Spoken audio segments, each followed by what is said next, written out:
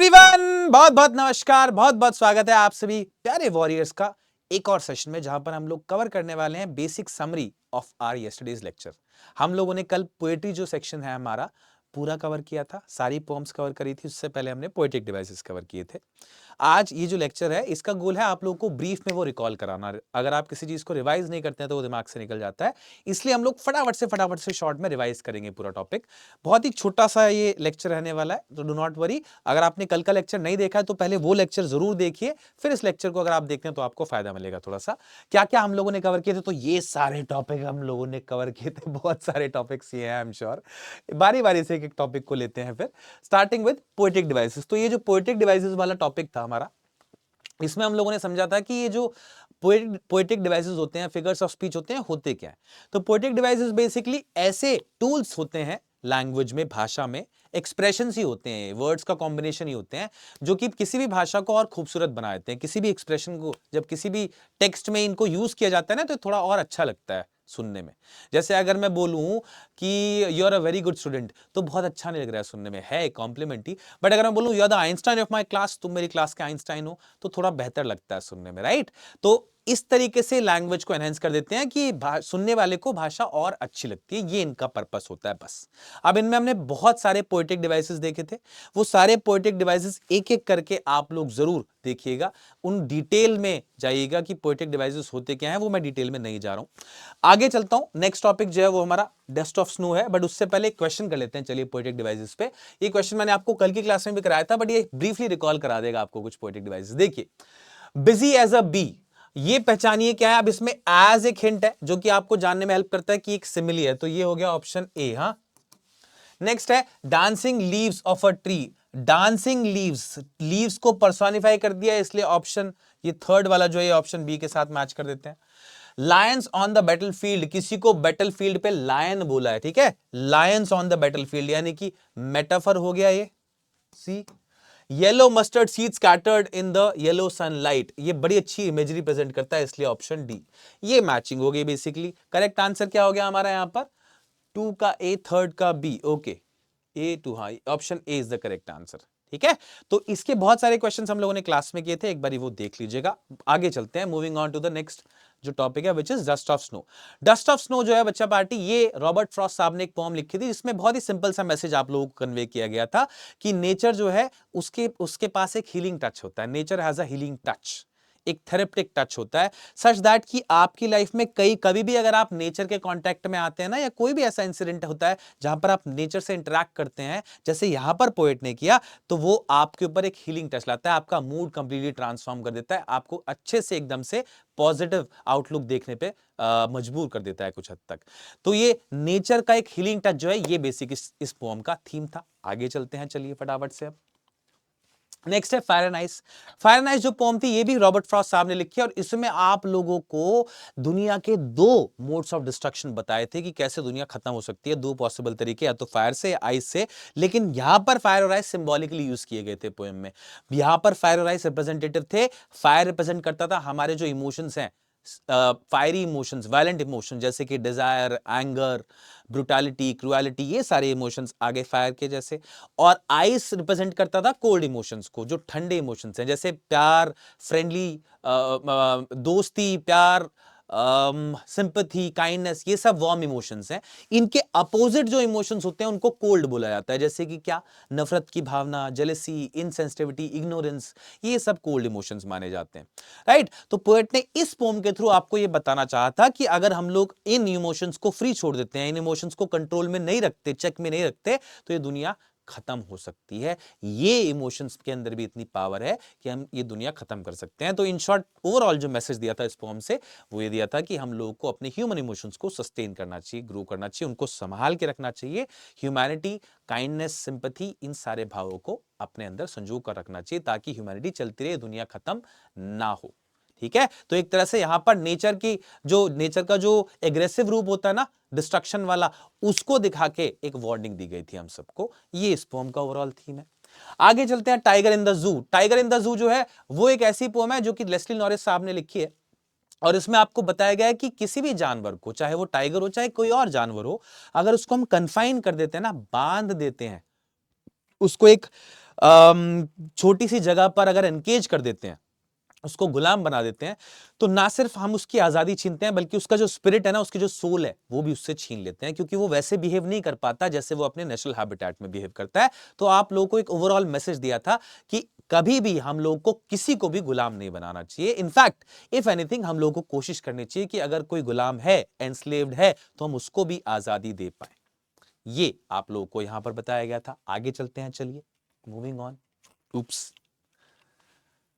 How to tell wild animals बहुत ही मजेदार पोम थी। How to identify wild animals, इसको आप समझ सकते हैं। How to identify wild animals, how to tell wild animals, basically Carolyn Wells एक पोएटेस है जिन्होंने पोम लिखी है और बेहद मजाक के साथ आपको बहुत सारे जंगली जानवरों की पहचान बताई है।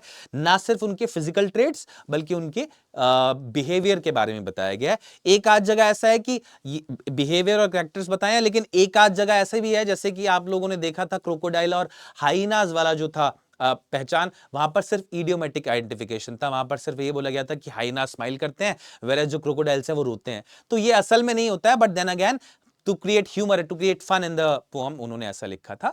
इस लेसन का कोई मैसेज नहीं था एज सच आप लोगों को, बट इस लेसन में आपको आइडेंटिफिकेशन बताया है काफी सारे जंगली जानवर का, और ये एक इंफॉर्मेशनल आप पोएम मान सकते हैं, बस information with a lot of wit and humour.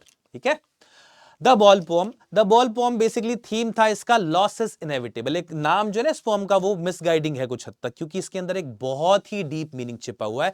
ये जो इमेज है इससे आपको पूरी पोम याद आ गई होगी, मैं ऐसी आशा करता हूं। पोम में क्या बताया गया, बताया ये गया है कि हमारी लाइफ में जो लॉसेस हैं वो आने तय हैं। कोई भी ऐसा इंसान नहीं है जिसके लाइफ में लॉसेस ना आए, और हम सबको लॉसेस को हैंडल करना लाइफ में आना ही चाहिए। ये लेसन की लॉस लाइफ में इनएविटेबल है। एक बच्चा बहुत ही यंग एज में सीखता है और उसके बाद बहुत परेशान हो जाता है, लेकिन इस परेशानी के साथ, इस डिफिकल्ट फेस के साथ शुरू होती है एक बहुत ही जरूरी जर्नी ऑफ लर्निंग, सीखने की। क्या सीखने की? कि लॉसेस लाइफ में इनएविटेबल हैं और उनको कैसे हैंडल करना है, और हैंडल करने के बाद कैसे फिर से खड़ा हो जाना है लाइफ को इन इट्स स्ट्राइड फेस करने के लिए। ये बेसिकली आप इस लेसन से सीखे थे। बहुत ही प्यारी पोम मुझे लगती है, क्योंकि बहुत जरूरी सीख आप लोगों को देती है। नेक्स्ट द, अच्छा बॉल पम हो गई है, अमेंडा। अमेंडा आप लोगों का जो एक बच्चे की साइकोलॉजी होती है, जिस एज में आप हैं लगभग उस एज में एक बच्चे की साइकोलॉजी क्या होती है, क्या मेंटालिटी होती है, उसको रिप्रेजेंट करती है और बताती है कि छोटे बच्चे जो होते हैं या इसी एज के जो बच्चे होते हैं जिस एज में आप हैं, उन बच्चों को बहुत ही फ्रेंडली तरीके से समझाना चाहिए। अगर कुछ समझाना है, कुछ काम की बात उनको बतानी भी है, तो the tone has to be right. आप उनको एक अथॉरिटेटिव टोन से उनको डोमिनेट करके अगर कुछ समझाएंगे तो शायद वो ना समझें।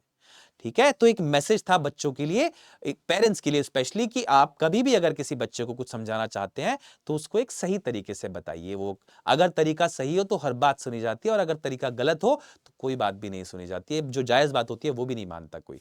ये एक तरह से मैसेज दिया गया था, और बच्चों को भी था एक मैसेज, क्या कि हो सकता है पेरेंट्स की टोन थोड़ी सी सख्त हो, लेकिन वो आपके भले के लिए आपको कुछ बताते हैं। उनकी टोन को ना ध्यान दें, उनकी जो टोन है उस पर ध्यान ना दें, बल्कि जो बोलना चाहते हैं, जो कंटेंट है, बातचीत जो आप तक कन्वे करना चाहते हैं, उस पर फोकस करें। तो एक तरह से दोनों के लिए एक हिदायत थी इसमें, बड़े अच्छे तरीके से कन्वे किया गया है ये। द ट्रीज, द ट्रीज लिखी है एड्रियन रिच ने, जो कि एक फेमिनिस्ट रह चुकी हैं, और उनकी लगभग हर पोम में मैंने आपको पहले ही बताया कि एक ऐसी टोन रहती है, एक ऐसा मैसेज रहता है जो कि अल्टीमेटली लीड करता है इस बात पे कि वुमेन का एम्पावरमेंट होना चाहिए। वुमेन जो कि बहुत सारी जगहों पर अभी भी आज की दुनिया में भी बंधी हुई हैं, वो अपने राइट्स एक्सरसाइज नहीं कर पाती, बेसिक एजुकेशन नहीं पा पाती, बेसिक अपॉर्चुनिटी टू वर्क वो उनको नहीं मिलता।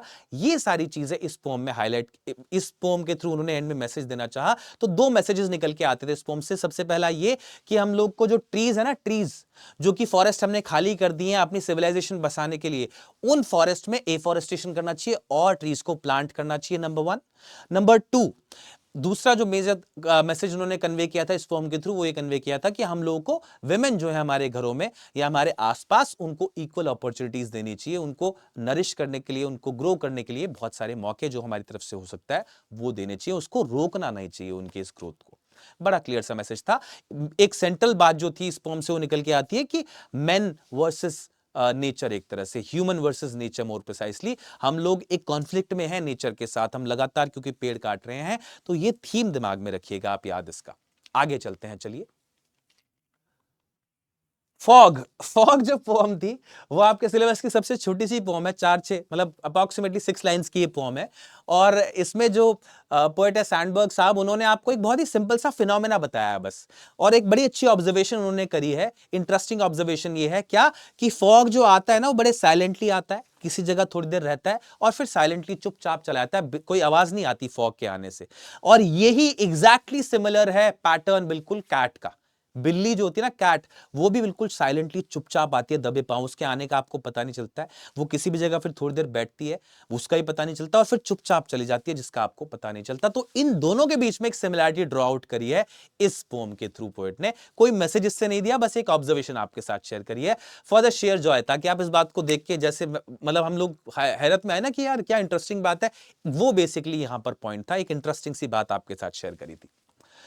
The tale of custard the dragon बहुत ही मजेदार पोम है, एक बैलेड है ये पोम। बैलेड क्या होता है? ऐसी पोम्स जिनको पुराने समय में गाने की तरह लिखा जाता था और वो किसी भी कैरेक्टर की हीरोइक टेल को रिप्रेजेंट करती थी, किसी भी कैरेक्टर की बहादुरी की गाथा या हीरोइक टेल एक बताती थी। ऐसी पोम ये है, बेसिकली एक बैलेड है। ठीक है, इसमें क्या होता है, एक बेलिंडा नाम की कैरेक्टर होती है जो एक व्हाइट हाउस में एक सफेद घर में रहती है अपने 4 पेट्स के साथ। ये 4 पेट कौन कौन थे? तो एक चूहा बिल्ली थे, इंक एंड ब्लिंक, एक डॉग था इनमें मस्टर्ड, और एक ड्रैगन था कस्टर्ड। इन चारों की आप पोम की स्टार्टिंग देखेंगे तो आपको पता चलेगा कि ये चारों अपने आप को बहुत बहादुर कहते थे। कौन चारों? बेलिंडा, मस्टर्ड, इंक और ब्लिंक। वेरएज कस्टर्ड को ये बहुत ही ज्यादा बुजदिल, डरपोक मानते थे, कावर्ड मानते थे। लेकिन आप ओवर टाइम पोम में जानते हैं कि जब सही मौका पड़ता है तो कस्टर्ड ही वो होता है जो इन सबकी जान बचा के एक पायरेट को मार देता है और फाइनली इन सबको रेस्क्यू करता है। कुल मिला के पोम का जो मैसेज था वो ये था कि ऐसे समय पर कि आप लोगों को कभी भी शो ऑफ नहीं करना चाहिए, ब्रैग नहीं करना चाहिए। कोटेशन है जो कि इसको समअप करती है बहुत अच्छे से, a king who says I am the king is no king at all. एक ऐसा राजा जो अपने आप को बोलता रहे टाइम टू टाइम कि मैं राजा हूं, मैं राजा हूं, मेरी बात मानो, वो असल मायने में राजा है ही नहीं, वो सिर्फ नाम का राजा है। बेसिकली लॉन्ग स्टोरी शॉर्ट जो इससे निकल के आता है मैसेज वही आता है कि कभी भी शो ऑफ करने की जरूरत नहीं होती है। अगर किसी के अंदर मेटल है, अगर कोई इंसान पावरफुल है, अगर किसी के अंदर कोई भी अच्छा स्किल है, तो वो सही सिचुएशन पर खुद ब खुद सामने दिख जाता है। ये एक तरह से इसका थीम था। तो अपीयरेंसेस आर डिसेप्टिव, या लोग जो अपने बारे में बोलते हैं उस पर कभी भरोसा नहीं करना चाहिए, बल्कि जो सिचुएशन जब आती है तब आप लोगों को देखना चाहिए, तब आप लोगों को समझना चाहिए। किसी भी इंसान को जज तभी करना चाहिए जब सिचुएशन हो, उसके शब्दों के ऊपर उसको जज नहीं करना चाहिए, क्योंकि कोई इंसान गुमराह कर सकता है अपने बारे में अच्छा अच्छा बोल के। ठीक है, तो ये बेसिकली एक बेसिक थीम इस पोम का निकल के आता है। इसको ध्यान रखिएगा क्योंकि बड़ी इंपॉर्टेंट पोम है, 5 स्टार पोम इसको बोलूंगा मैं, क्योंकि हर बार इससे क्वेश्चन आना तय है। हर बार इससे एक एक्सट्रैक्ट बेस्ड क्वेश्चन लगभग आ रहा है पिछले 5 साल से। उसके साथ साथ short answer, long answer type में भी एक या दो क्वेश्चन से आ रहे हैं। तो ये 5 स्टार टॉपिक मानिए, हॉट टॉपिक मानिए, एग्जाम के पॉइंट ऑफ व्यू से क्वेश्चन आना तय है इससे। अच्छे से समझिएगा इस पोम को, ये थीम ध्यान रखिएगा, आप सारे क्वेश्चन सॉल्व कर पाएंगे। आगे चलते हैं, last poem for Anne Gregory. For Anne Gregory जो है वो विलियम बटलर यीट्स साहब ने लिखी है, एक नोबेल प्राइज लॉरेट है, नोबेल प्राइज विनर है। और इस पोम में बहुत ही अच्छी सी एक सलाह दी है इन्होंने एक बच्ची को, एन ग्रेगरी को, चैप्टर का पोम का नाम ही हुआ है। उन्होंने सलाह यह दी है कि आप जब भी अपने बिलवड का, अपने बेटर हाफ का, अपने लाइफ पार्टनर का चॉइस करें अपने लिए, आप कभी भी अगर चूज करें अपने लाइफ पार्टनर को, तो आपको उनके अंदर क्या क्वालिटी देखनी चाहिए। आपको उनके अंदर ये, आप कभी भी एक ऐसे लाइफ पार्टनर को चूज ना करें जो दिखने में सिर्फ खूबसूरत हो, बाहरी खूबसूरती पे जज करके किसी को अपना लाइफ पार्टनर या अपने लिए चूज ना करें, बल्कि एक ऐसे इंसान को पिक करें जो मन से अच्छा हो, जो जिसकी आदतें अच्छी हो, जिसका नेचर अच्छा हो। सो इन शॉर्ट इन्होंने ऐसा बोला है दैट यू शुड जज a person by who they really are, not by the looks they have. जो उनकी आउटर अपीयरेंस है उससे जज ना करें, बल्कि जो रियली में अच्छा इंसान है, मन से अच्छा है, वो पिक करें, वो आप ऐसे इंसान को अपना लाइफ पार्टनर पिक करें। तो बेसिकली एक सलाह दी है सारे लोगों को कि कैसा लाइफ पार्टनर आपको अपना होना चाहिए। और अगर आप एक ऐसा लाइफ पार्टनर पिक करते हैं जो वाकई में मन से अच्छा है, तो you will definitely match divine love, divine love match करेंगे आप। ऐसा प्यार जो ईश्वर हमसे करते हैं, जो कि किसी स्वार्थ से नहीं होता, हमारी अपीयरेंस की वजह से नहीं होता, बल्कि इसलिए होता है कि हम अंदर से कैसे हैं, इस वजह से डिवाइन लव बेस्ट होता है। और अगर आप भी ऐसे एक इंसान को चूज करेंगे जो मन से अच्छा है, तो आप भी उस डिवाइन लव को अचीव कर लेंगे। ये सलाह आप लोगों को यहां पर दी गई है। इसके साथ होता है हमारी सारी पोएम्स का एक बेसिक आइडिया खत्म। मैं करता हूं इस लेक्चर को यहीं पर समाप्त और आप लोग को एक पॉजिटिव बात के साथ छोड़ के जाऊंगा।